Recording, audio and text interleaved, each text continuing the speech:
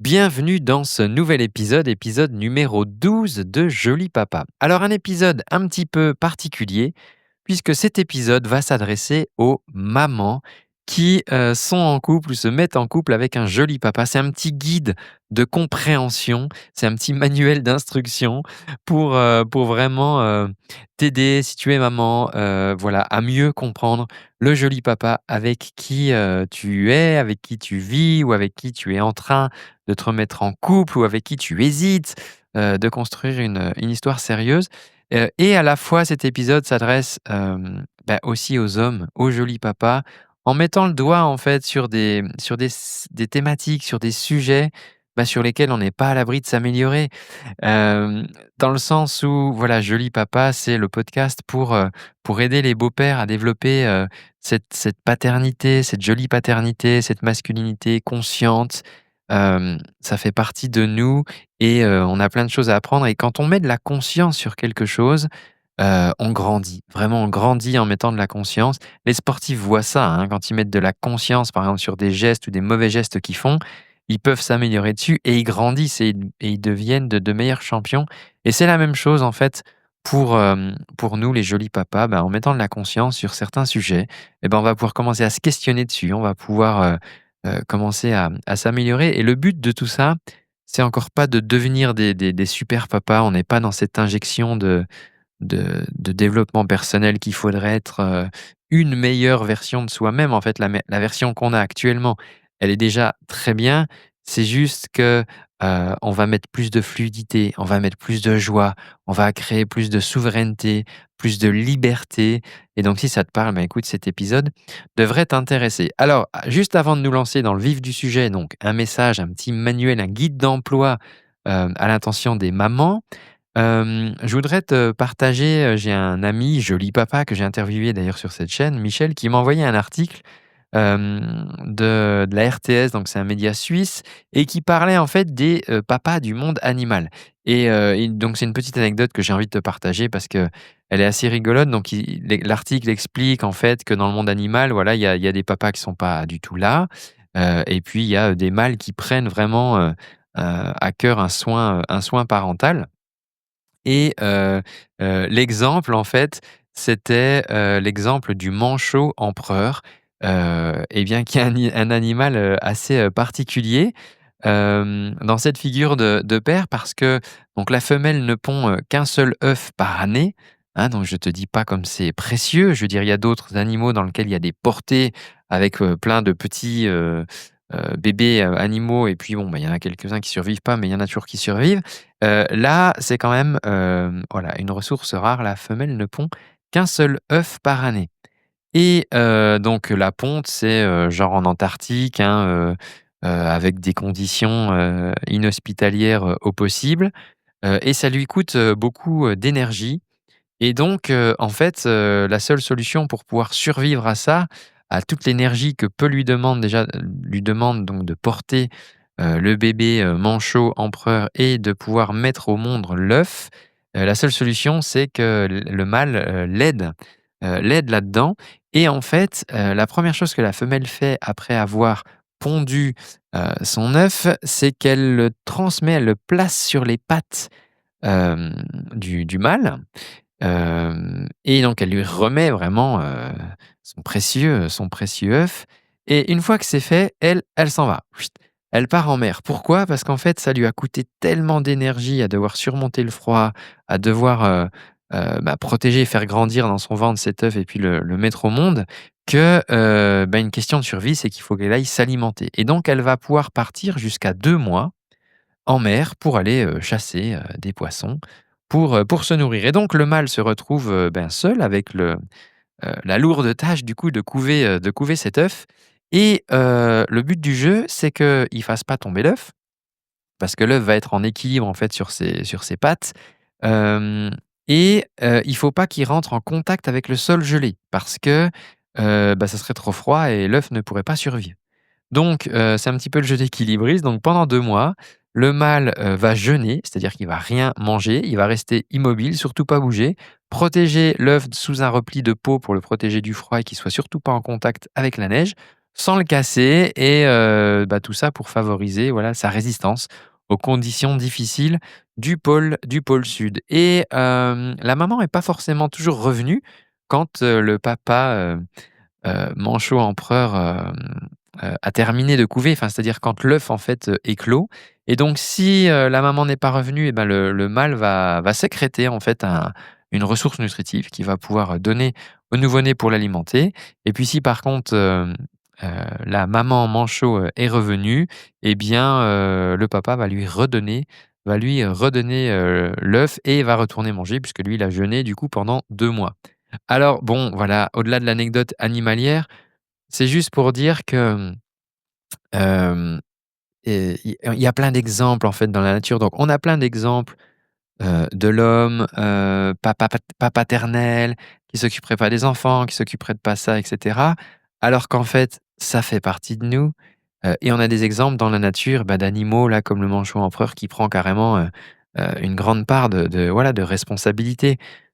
À la naissance de l'œuf. Et donc, tout ça pour dire que, eh bien, on peut améliorer les choses, on peut les rendre plus fluides, plus faciles, plus agréables et il y a juste un truc où il faut se comprendre, il faut communiquer, il faut arriver à échanger, il faut partager, ses failles, il faut partager ses doutes, et c'est ce qu'on va voir aujourd'hui et ce guide, en fait, aujourd'hui, cet épisode, c'est vraiment un petit guide pour, les mamans, pour arriver à comprendre, le joli papa avec lequel, elles vivent et puis au joli papa d'arriver à mettre des mots aussi sur, la manière dont il se comporte, qui est pas forcément, la plus adéquate, la plus subtile. À certains moments, on va voir ça. Mais, voilà, en mettant de la compréhension, on va pouvoir contribuer à la cause. Je te rappelle donc que tu peux interagir avec cet épisode. N'hésite pas sur Instagram, donc joli papa, tiret podcast. Tu peux m'envoyer des messages, je te mange pas, je te répondrai avec, grand plaisir. Si tu veux venir partager une expérience, tu peux aussi m'envoyer un message. Il y aura un enregistrement public le 16 mai à Audincourt et puis, je participe à un cercle d'hommes, j'interviens dans un cercle d'hommes le 16 avril. Eh bien, je crois que le moment est venu de lancer l'épisode. C'est parti!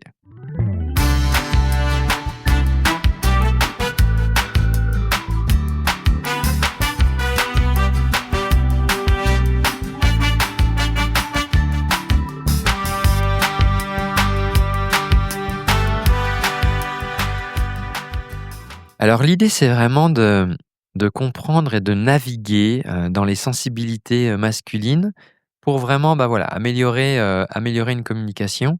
Il y aurait plein de raisons que ça marche, il y aurait plein de raisons que ça marche pas. Si tu es, maman solo, que tu as des enfants, il y a un homme qui te plaît, mais tu te poses la question: «Ouais, quel type de beau-père il va être?» ou «Quelle place toi tu accepterais de lui laisser?» ou est-ce qu'il y a tout simplement une place, pour lui, dans ta vie actuellement? Et le but, c'est que pour créer une relation de couple harmonieuse et que, favoriser que, le joli papa puisse, créer une place sur mesure, eh bien, on va essayer d'éviter d'activer des bombes, des bombes émotionnelles, des grenades émotionnelles et tu vas voir qu'en fait, c'est assez facile, hein, de vexer un homme donc je vais t'en parler. L'idée, c'est je vois beaucoup sur les réseaux sociaux, mais je pense que c'est un terme qui est assez, Gen Z, je trouve. Enfin, en tout cas, parce que je le retrouve dans les contenus, Gen Z. C'est sur la déconstruction. Je vois cette idée d'homme déconstruit. J'aime pas trop, moi. Je vois bien l'idée, en fait et enfin, dans Joli Papa, on va dans cette idée, en fait, d'homme conscient. Mais moi, je préfère j'aime pas trop l'histoire de déconstruction parce que ça fait, ce truc où faudrait démonter, faudrait alors qu'en fait, il y a plein de parties du logiciel qui sont, hyper intéressantes à garder et donc je préfère parler de co-construction parce que c'est quelque chose qu'on va construire à 2 avec sa partenaire en général. Un homme va pas se déconstruire tout seul, il va co-construire quelque chose avec sa partenaire et voilà, moi je parle plutôt de joli papa conscient, d'homme conscient, hem et donc on va essayer de favoriser ça. En évitant d'activer justement ces grenades, émotionnelles. Alors, ce sont donc des déclencheurs, hein, émotionnels, qui viennent juste du fait que, les hommes ont une sensibilité sur certains sujets. Je vais t'expliquer pourquoi. Il y a des trucs qui sont codés génétiquement, quoi. et qui, vu de l'extérieur, on va dire: «Ah bah, il est vraiment con ton mec d'avoir réagi comme ça». Parce que c'est des réponses qui des fois des réactions qui peuvent être, exagérées, excessives, et l'idée c'est juste de t'expliquer en fait pourquoi ça peut entraîner ça, juste parce que des fois il y a des choses qui sont amenées de manière maladroite et donc bah, l'idée c'est de t'éviter, cette maladresse et de déclencher du coup des réactions, négatives importantes. Du coup, si tu écoutes cet épisode et que tu es un joli papa, ça va mettre aussi de la compréhension du pourquoi des fois peut-être ta compagne pourrait être blessée ou il y a des trucs qui te paraissent insupportables dans le propos, hem et du coup de mettre de la conscience dessus et comment dire? De dissoudre en fait ces sujets-là en se disant: «OK, non en fait, elle dit pas ça pour me, mais en fait dans le but de», d'accord? Et donc cet épisode, il nous parle, voilà, des sensibilités des hommes et cetera. Il ne vient absolument pas à l'encontre, hein, de toute la sensibilité féminine qui est bien sûr là. C'est juste que je veux rajouter une pierre à l'édifice en donnant des explications. Alors, une des premières choses qui va être une vraie grenade, ça va être la question de lâcheté. Si, en tant que maman, tu insinues une forme de lâcheté chez ton joli papa, là, tu tu vas activer une grenade et donc il va partir se planquer dans sa grotte, où il va faire la gueule, où ça va partir en clash, et tu vas avoir du mal à avancer. Alors que toi, si tu le partages, c'est que peut-être à un moment tu t'es senti en insécurité, alors pas forcément en insécurité physique, hein, ça peut être une insécurité émotionnelle. Tu avais besoin de partager ça. Sauf que si à un moment il y a cette insinuation que l'homme serait lâche, alors là, il va avoir du mal à comprendre ton message. D'où la raison de mon explication. Ce qui se passe, c'est que, alors si tu suis, par exemple, si tu as suivi un peu les travaux d'André Charbonnier, il résume, si tu veux, globalement, un codage génétique de maman égale amour, donc dans cette part féminine égale amour, et papa dans cette part masculine égale sécurité. Alors, ce qui est évidemment très binaire, d'accord, évidemment. Nous sommes des êtres beaucoup plus évolués, mais il y a un truc de ça qui est codé, ancestralement, dans les humains.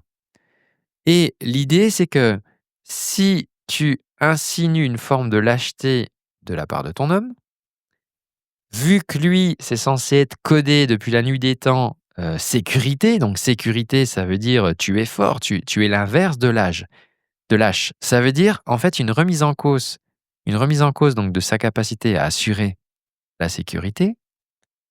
Et ça revient à quoi? Ça revient à l'exclure du clan des hommes, dont un des rôles est, d'assurer une sécurité, une forme de sécurité.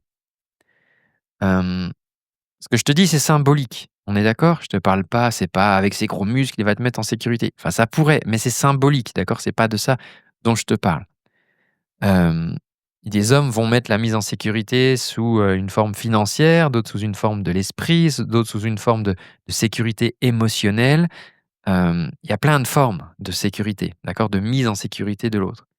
Mais à partir du moment où tu insinuerais une forme de lâcheté égale, bah, en fait, tu exclus en gros, du clan, des hommes qui assurent sécurité, égale sécurité, tu vois? Et en fait, il se retrouve exclu de la lignée. C'est-à-dire que, il est le fils de son père, qui lui-même est le fils de son père, qui sont donc une lignée d'hommes dont la mission a été codée à un moment de, il faut mettre de la sécurité. Et donc en essayant de l'acheter, il y a tout ça, tu vois? Il y a tout ça. Alors évidemment, c'est pas forcément conscient, mais il y a tout ça qui est engrammé, si tu veux, dans le cerveau, du mec, quoi. Et donc du coup, hem, insinuer une forme de lâcheté, ça veut dire que, en gros, c'est dire: «Tu n'es pas un homme, tu n'appartiens pas à la lignée», tu vois? Et donc je dirais que pour un joli papa qui peut-être lui, parce que des jolis papas me l'expriment, pourrait ressentir lui-même une forme d'insécurité par rapport à son nouveau rôle, par rapport au fait de comment se positionner vis-à-vis de beaux enfants qui ne sont pas les siens, vis-à-vis de toi, de quelle place il peut prendre, et cetera, tu vois? Surtout dans le début d'une relation et pas que dans le début parce qu'en fait à chaque étape de la vie, les enfants grandissant, les situations évoluant, et cetera, il y a toujours plein de nouveaux enjeux qui se représentent. Bah, si ce joli papa, il a dans sa tête plein de zones comme ça d'insécurité avec lesquelles il est pas hyper à l'aise, si tu lui dis en plus, enfin, si tu insinues en plus qu'il pourrait être lâche, Alors là, tu dégoupilles la grenade, d'accord? Et donc, message au joli papa. Maintenant que ça c'est dit, tu vois, ça peut être hyper intéressant. C'est pas parce que, ta compagne insinuerait une forme de lâcheté de ta part qu'elle t'exclut de ta lignée, d'accord? Ça veut pas dire ça, tu restes un homme. C'est juste qu'elle, en fait, elle vit une insécurité à un moment et comme elle a besoin de te l'exprimer, peut-être maladroitement, elle va te faire comprendre que tu es lâche. Mais en fait, ce qu'elle veut te dire, c'est qu'elle, elle ressent une insécurité et qu'elle ne sent pas que toi, tu participerais à dissoudre cette insécurité. D'accord? C'est ça qui se dit souvent derrière cette expression. Donc, ça, c'est un premier sujet, d'accord? C'est un premier déclencheur émotionnel, négatif chez le chez le joli papa, chez les hommes, mais chez le joli papa qui vient avec d'autres insécurités, qui peut venir avec d'autres insécurités, jusqu'à ce qu'il les résolve, hein, jusqu'à ce qu'il là, toi, dans les derniers épisodes du podcast, on a parlé du super pouvoir du beau-père, on a parlé de comment, devenir un beau-père inspirant et cetera et ça participe à ça, hein, à lever ces insécurités ou ces doutes qui pourraient être là. Mais donc voilà, la lâcheté, ça va être une grosse, grenade. On va passer au deuxième sujet. N'hésite pas à partager si tu es d'accord ou pas d'accord et tout, n'hésite pas à partager sur Instagram, à commenter sous la publication de l'épisode ou à m'envoyer des messages, hein. Ça a pour but d'être un peu interactif. Le deuxième, c'est, la honte, d'activer la honte. Activer la honte, comment tu vas activer la honte? Très facilement chez un joli papa. Tu vas faire et en plus, c'est un truc en fait que les femmes font. C'est-à-dire que quand, les femmes rencontrent un problème, elles en parlent. Elles en parlent à leurs copines, elles en parlent peut-être même des fois aux potes du mec, elles en parlent parce qu'elles ont besoin de partager, elles veulent résoudre le problème, elles veulent partager. Le mec, lui, c'est l'inverse. Il a pop, pop, pop, pop, pop. Déjà, le truc, s'il pouvait rester sur le tapis, ça serait bien, mais ça sort pas des 4 murs de la pièce.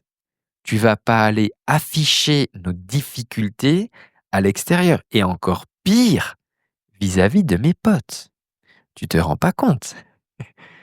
Heu, le truc, c'est quoi? C'est qu'il y a chez les hommes cet esprit de compétition, hein. C'est, si voilà, hein, je veux dire, il y a toujours celui qui a la plus grosse, voiture, il y a celui qui a la plus grosse, maison, il y a celui qui a la plus grosse ligne de compte. Bon, on s'est compris. Même si ça te paraît complètement archaïque et de se dire: «Non, mais en 2025, on n'en est plus là», oui et non, d'accord? C'est-à-dire que un homme peut avoir avancé sur plein d'autres sujets, mais il y a un sujet sur lequel non, ça, je veux dire, tu vas pas me la faire, la Champions League, c'est ma partie, je connais, tu vas quand même pas me contredire sur les résultats de 2023, je les connais par cœur. Je schématise, mais il y a des trucs sur lesquels, voilà, il y a cet esprit de compétition qui est là. Et encore une fois, ça peut être de manière inconsciente, OK? Je suis pas c'est un épisode évidemment de quelques minutes, donc il y a des raccourcis, mais comprends bien la symbolique de ce que je veux parler. Donc à partir du moment où tu vas afficher ton homme devant d'autres, hein, dans le sens, où toi en fait, bah, tu es juste dans l'idée de: «Bah, j'ai des problèmes, je vais essayer de les résoudre, donc je vais en parler à des gens qui peuvent peut-être m'aider à ça», eh bien, ça va être la honte, ça peut être la honte pour ton joli papa. Et là, tu risques de dégoupiller une grenade, tu vois? Où en fait, il risque de plus t'en vouloir finalement peut-être du reproche que tu voulais lui faire ou de la difficulté en fait que vous n'arrivez pas à surmonter. Il va plus t'en vouloir d'en avoir parlé à ses potes, par exemple, que la difficulté en lui-même ou que le reproche que tu voudrais lui faire ou le point sur lequel tu voudrais avancer. Hem, donc ça va être important parce que si tu s'il il perçoit lui, alors ça lui appartient évidemment, hein, donc message au joli papa les gars, ça nous appartient en fait de pas péter un câble dans ce cas-là, de comprendre que ta compagne, elle a une problématique, elle a envie de la résoudre et ça prouve tout l'amour qu'elle a pour votre relation parce qu'elle a envie de la résoudre, elle a envie de trouver des solutions, elle a envie d'avancer. Hem, Ça participe aussi à sa sécurité émotionnelle et c'est pas pour te foutre la honte ou te montrer du doigt, d'accord? Ça part bien d'une incitation de: «J'ai envie d'avancer». Sauf que voilà, s'il y a ce sentiment de honte qui est, activé, ça pourrait être perçu par le joli papa comme une trahison et c'est plus compliqué, quoi. Du coup, c'est le fardeau, il est un petit peu plus un petit peu plus lourd là, à porter. Donc voilà, encore une fois, heu, pour les mamans, pour les femmes qui sont, en couple avec des jolis papas, essaye, peut-être de comment dire? De partager ton point avec le joli papa, même si au début, peut-être qu'il va, tourner le dos à la difficulté, mais s'il écoute joli papa, peut-être qu'il va se dire: «Bon, bah, tiens, peut-être que je devrais écouter ce que veut me dire ma compagne». Quitte à pas réagir tout de suite, y à y réfléchir et le digérer le truc et puis revenir vers toi, tu vois? Mais l'idée, ça va être, on va essayer d'éviter, d'activer ce sentiment de honte parce que, ça va pas aider, du coup, à la résolution du sujet. Bon, on en arrive au troisième point, tu vois? On essaye d'avancer, hein. Le troisième point, bah, ça va être l'ego, hein. Activer l'ego chez un homme, clairement, ça va empêcher d'avoir une communication authentique, hem, avec sa part intelligente et sa part vulnérable. Parce que l'ego, si tu veux, c'est une représentation, en fait, falsifiée. L'homme a un ego qui projette à l'extérieur, qui est une sorte d'avatar, une représentation falsifiée de lui-même, hem et qui aime pas trop, la remise en cause, tu vois? Qui voit l'amélioration, la proposition d'amélioration plutôt comme un aveu de faiblesse. Et donc si tu te retrouves à activer l'ego, à piquer comme ça l'ego, de ton homme, hem, ça va alors d'ailleurs qu'il soit le papa biologique, hein, des enfants ou qu'il soit le joli papa, ça va être compliqué d'avoir une conversation intelligente. Parce que la conversation, tu vas plus l'avoir avec le mec en question, tu vas l'avoir avec son ego. Et son ego va chercher à se protéger. L'ego va chercher à se protéger, donc il va pas accepter la remise en cause, il va pas accepter les reproches, il va pas chercher de pistes d'amélioration parce qu'il va mettre toute son énergie à protéger la forteresse plutôt qu'à ouvrir les portes et de t'accueillir pour converser, échanger, essayer d'améliorer les choses. Donc si je résume à ce stade, heu, activer une forme de lâcheté, enfin insinuer une forme de lâcheté chez ton joli papa, ça va, c'est comme si tu dégoupillais une grenade. Heu, Lui foutre la honte et c'est pas lui foutre la honte en fait, c'est faire quelque chose qui fait que lui va en avoir honte, donc activer la honte chez lui. C'est pareil, là, c'est aussi une grenade et puis, l'ego, aller taper son ego, oui, peut-être ça va le piquer, peut-être c'est rigolo, mais en vrai, tu vas pas avoir accès à la part la plus intelligente de lui. Donc, voilà déjà, hem, 3 choses que je voulais te partager dans ce petit guide, donc de compréhension, du joli papa. L'idée vraiment, hein, comme je te le disais en introduction, c'est de co-construire. Hem Il y a quelque chose, voilà, qui marche pas. Il y a un mur qui est un peu bancal, si tu veux. Il y a une fissure dans le truc. On va essayer de reconstruire. On va essayer de co-construire quelque chose de plus solide, de plus grand et c'est vraiment mutuel en tenant compte de l'environnement, de l'un et de l'autre. Toi, ben, tu as eu des enfants, tu as eu une vie avant, tu as des enfants. Lui, il arrive dans cette vie-là. À un moment, il y a 2 âmes qui se rencontrent, vous décidez de faire un bout de chemin ensemble. Bah oui, il y a plein de sujets dont il va falloir parler. Je te parlais dans le précédent épisode de l'onboarding, c'est hyper important. Je te parlais du pacte d'associés, c'est hyper important. Et c'est des noms de code, hein, c'est des noms qui viennent de l'entrepreneuriat. On signe pas un vrai pacte d'associés, d'accord? Mais c'est par contre, voilà, dans le fait de tous les sujets qu'on peut partager et se dire: «OK, c'est quoi tes limites à toi? C'est quoi t terrain sur lequel je peux aller? C'est quoi ce qu'on partage? C'est quoi qui est ta chasse privée?» Voilà, c'est vraiment des choses à échanger. Alors, il y a une vraie différence, hein, je le vois, depuis début janvier que j'ai lancé ce podcast d'ailleurs et je le vois parce que je l'ai vécu moi-même. C'est-à-dire que c'est souvent beaucoup plus difficile pour un homme d'avouer ses faiblesses et de s'engager dans un travail de développement personnel. Parce qu'il y a cette forme de pudeur, il y a ces injonctions sociales, hein, «Non mais t'es un garçon, tu pleures pas. Non mais t'es un petit garçon, tu dois être fort» et assez tôt, hein, dans l'éducation des petits garçons, on leur inculque ça. «Non mais allez, tu vas pas pleurer, t'es forte, tu vois? Et donc ce truc-là, quelque part, ça pose quand même un poids sur les petits garçons et tu vois, moi, je vois pour ma part, tout premier stage de développement personnel que j'avais fait, en fait, c'était pas pour moi. C'est-à-dire que j'accompagnais, ma femme de l'époque, c'était un cadeau pour elle, un cadeau, d'anniversaire. Parce qu'elle avait envie, voilà, de faire un stage et en vrai, le vrai cadeau, c'était de l'accompagner, tu vois? Mais moi, j'y allais pas dans l'idée de: «Je vais travailler sur moi» ou «Je vais réfléchir» ou machin et d'ailleurs, j'avais pas du tout envie d'échanger avec d'autres participants aux pauses, alors qu'elle, elle connectait machin: «Viens, on va manger avec untel, on discute, c'est super sympa» et moi, j'étais là: «Non, non, non, non, après ils vont me poser des questions et tout, je veux pas» et j'avais surtout pas envie de croiser, les yeux, le regard du formateur et tout. Je me suis dit à un moment: «Attends, il va me prendre à partie ou il va me poser une question. Parce que moi, toi, clairement, j'étais pas venu pour ça, quoi. Donc j'écoutais, mais presque par la porte, quoi. Et en fait, pourquoi? Parce que, travailler sur soi, à se comprendre, ça voulait dire faire preuve, avouer, en fait, une forme de vulnérabilité. Mais moi, vulnérabilité à l'époque, je le voyais comme être faible. Et être faible, ça, c'est un truc, on m'avait appris, c'est pas bien. Ah non, les petits garçons, ils pleurent pas, ils sont forts. Hem, ou, je vois des fois quand, voilà, on s'appuyait sur moi alors que j'avais pas l'âge quoi, j'avais 10 ans et on s'appuyait sur moi. Hem, bon et donc ça venait, casser mon schéma en fait de, bah, il faut être fort pour résister, il faut être costaud et attends, ah bah, attends, ah ouais, si tu travailles sur toi, ça veut dire quoi? Ça veut dire qu'il y a une vulnérabilité, mais si tu es vulnérable, attends, ça veut dire que tu es faible en fait. Donc c'est pas si fort, donc toute l'histoire là qu'on se raconte depuis le début, elle est pas vraie. Et donc ça, c'était, waouh, je me souviens que c'était pour moi, très compliqué et c'est rigolo parce que d'ailleurs, aujourd'hui, moi, j'ai des femmes qui et c'est pour ça que je fais cet épisode parce que j'ai des femmes qui me contactent en me disant: «Ben, je vis avec un joli papa, est-ce que tu partages dans les épisodes? Je trouve ça intéressant».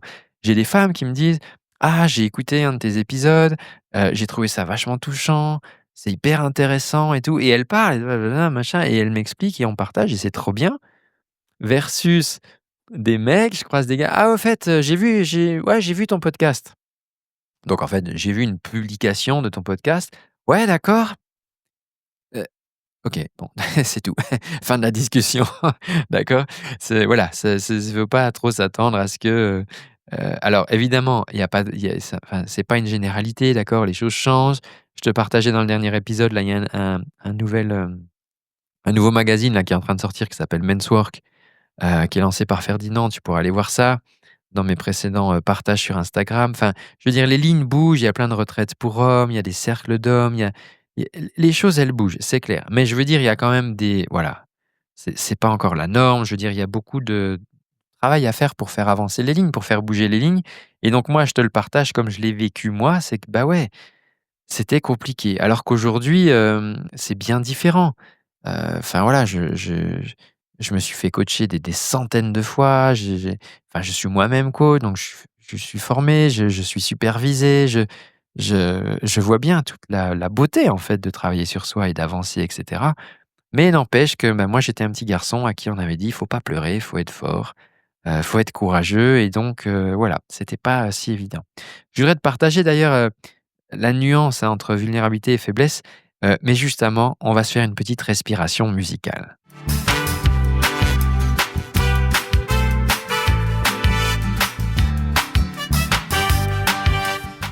Alors juste avant justement de te parler de la nuance entre vulnérabilité et faiblesse, et de voir la subtilité qu'il y a entre les 2, hein, qui peut vraiment changer. Donc je te disais, des femmes viennent me parler en me disant: «Ah ouais, ça serait bien que mon mec il écoute» ou bon, moi là-dessus je peux pas faire grand chose. J'essaie de partager mon message. Tu peux le partager, mais je veux dire, forcer quelqu'un à écouter ou à venir faire quelque chose, ça sera bon, ça sera jamais une bonne solution, je pense. Et moi, ça m'appelle de plus en plus là, hein, de qu'on puisse, travailler ensemble avec des hommes. Là, je suis en train de bosser sur une retraite, la mise au point d'une, ouais, la mise au point d'une retraite pour hommes. J'ai détouré là ce que je voulais qu'on fasse, ça va être génial. Ça va être génial, c'est-à-dire qu'on va pouvoir aller explorer, son rapport au corps, on va pouvoir aller explorer le rapport à son âme, à sa voix, le rapport à ses traumas, explorer sa relation aux autres. On va pouvoir vivre aussi des rituels de passage ensemble. Il y a plein de difficultés que vivent les hommes aujourd'hui en 2025 qui sont juste liées au fait qu'il y a des rituels de passage qui n'ont pas eu lieu. Et ça, c'est hyper important. Donc, on va vivre ensemble des rituels de passage. J'ai choisi la destination parce que c'est un endroit que je connais bien, dans lequel j'adore aller et qui est pour moi une des origines du monde. Et l'idée, c'est que en allant à se reconnecter à nos origines d'hommes, on puisse aller le faire dans un lieu qui soit à l'origine du monde. Donc ça va vraiment être magnifique. Alors un terrain hostile hein, entre glace et, et volcan, mais voilà, ça nous donnera aussi l'occasion d'aller randonner dans la neige, d'aller faire de la baignade sauvage en rivière, de peut-être même de pouvoir apprécier la beauté d'aurore boréale. Bon, je pense que ça aura lieu l'hiver prochain. Alors en même temps, enfin, tu vois, là, je te parle vraiment d'une envie, d'un enthousiasme que j'ai. Le boulot, je sais ce qu'on va faire. Enfin, ça va être fabuleux sur cette retraite. Après, j'ai aucune idée encore de quand ça pourrait être. Est-ce que des hommes participeront à ça? Parce que je suis aussi bien conscient que le podcast aujourd'hui, il est écouté en moyenne par 20 personnes, d'accord? Donc c'est pas non plus, c'est pas non plus encore la panacée en termes d'audience, mais c'est pas grave. Je partage mon message. Si ça peut changer la trajectoire d'un homme, si ça peut changer la dynamique d'une famille recomposée, ben, c'est déjà génial. C'est déjà objectif gagné pour un épisode, quoi. Bon, alors, je voulais te parler de cette différence entre vulnérabilité et faiblesse. Euh, donc, se montrer vulnérable, ça ne veut pas dire se montrer faible. Et en fait, c'est même tout l'inverse pour moi. Si on revient à l'origine du mot vulnérable, hein, donc c'est au niveau du latin vulnerabilis, qui signifie qui peut être blessé. Et donc ça vient du latin vulnerare, voilà. Et qui peut être blessé, hem, attention, ça n'a rien à voir avec être faible. Tu vois? C'est ça qui est intéressant. C'est-à-dire que qui peut être blessé? Ceux qui vont au combat, ceux qui vont au charbon, tu vois? Enfin, c'est au combat, c'est au sens symbolique. Je veux dire, si tu restes dans ton lit toute la journée, bon, tu seras pas soumis à la critique. Si tu t'exposes, bah, comme je le fais là dans un podcast ou sur des réseaux sociaux, oui, tu peux être soumis à la critique et donc oui, tu es vulnérable. Oui, tu peux être blessé. Mais ça ne veut pas dire que tu es faible. Au contraire, quand les footballeurs, après un, comment dire? Un match de foot, le lendemain, ils débriefent: «Bon les gars, c'était bien, mais en même temps, tout n'était pas top.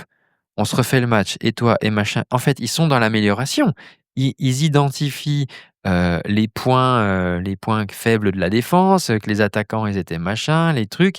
OK, mais ça, c'est quoi? C'est dans une dynamique de on s'améliore et en fait, ça, je trouve que c'est faire preuve de beaucoup de force, en fait, de, de faire ça.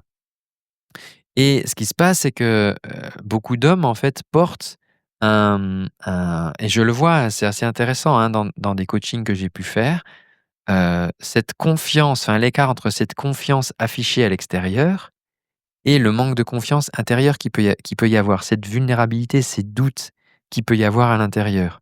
Et toi, j'ai une illustration, c'est dans la muscu, par exemple. Enfin, moi, je fais du crossfit et je vois des fois des hommes qui développent vraiment un corps, si tu veux, parce que le symbole de cette musculature, au-delà du fait qu'ils se sentent bien dans leur corps, mais c'est aussi de: «Boum, je prends de la place, je prends ma place, j'impose, je m'impose, j'affiche une confiance en moi». Alors que cette réalité extérieure n'est pas forcément intérieure. C'est pas forcément le reflet des émotions qui vivent à l'intérieur.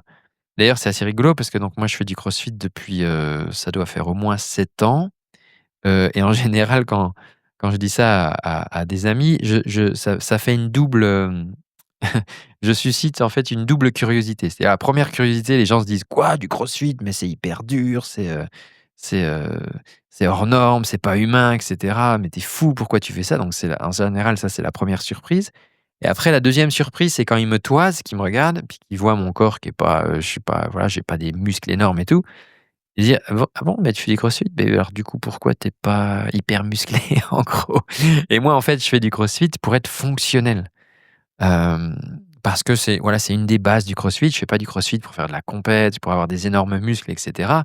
Si je voulais faire des énormes muscles, bah, je ferais du bodybuilding, puis j'aurais des gros muscles. C'est pas ça l'idée. Moi, l'idée, c'est d'être fonctionnel.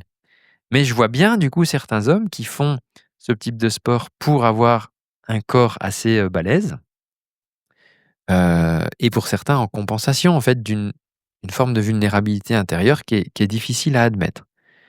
Donc j'en mets plus à l'extérieur. Mais ça vient pas ressourcer ce qui se passe à l'intérieur.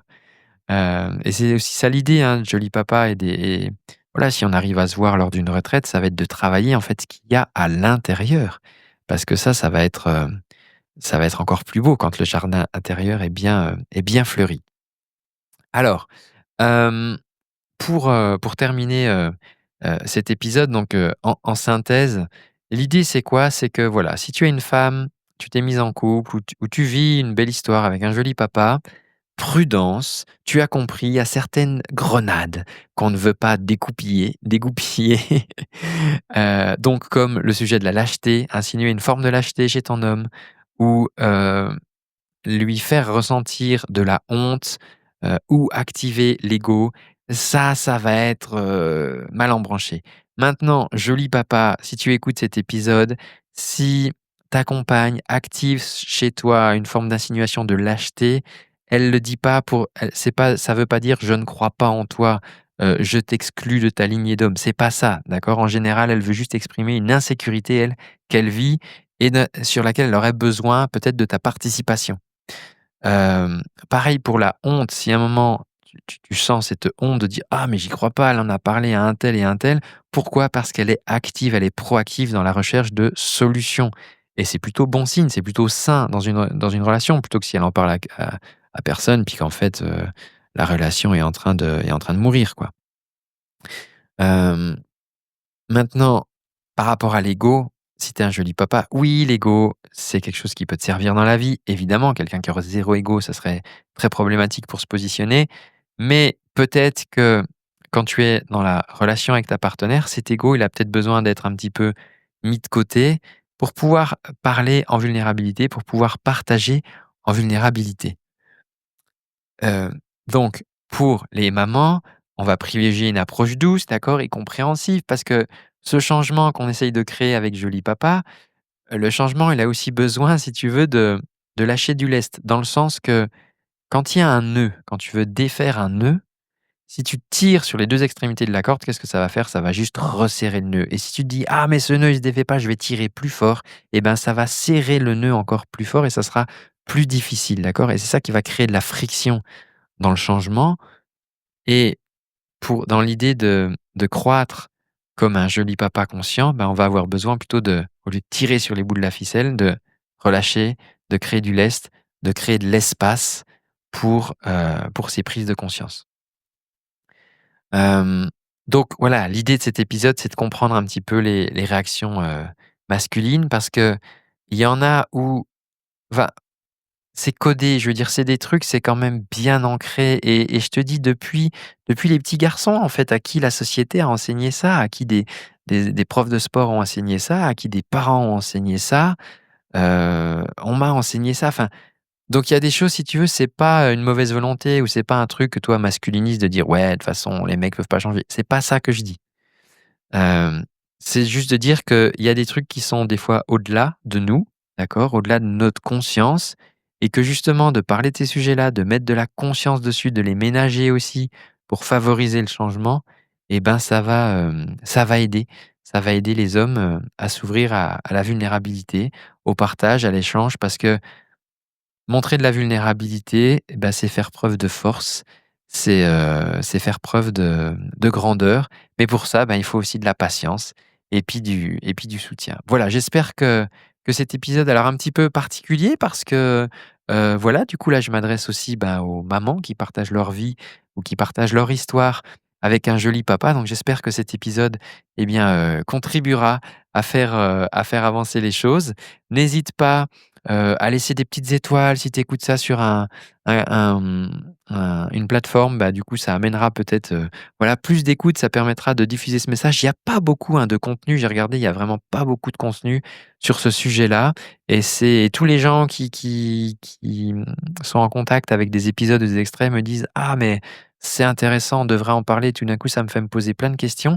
J'ai une maman aussi qui m'a dit: «Mais moi j'ai eu un beau-père et en fait, quelque part, des fois, je lui en voulais de pas prendre plus de place dans ma vie, alors que, bah, peut-être justement ce beau-père voulait pas prendre trop de place, voulait pas piquer la place et cetera et donc voilà, c'est vraiment des thématiques, moi, ça m'anime à faire encore des centaines d'épisodes et à faire, grandir le mouvement et voilà, j'aimerais bien pouvoir organiser une retraite entre joli papa, sur cette fin d'année, pour cet hiver, peut-être novembre, décembre.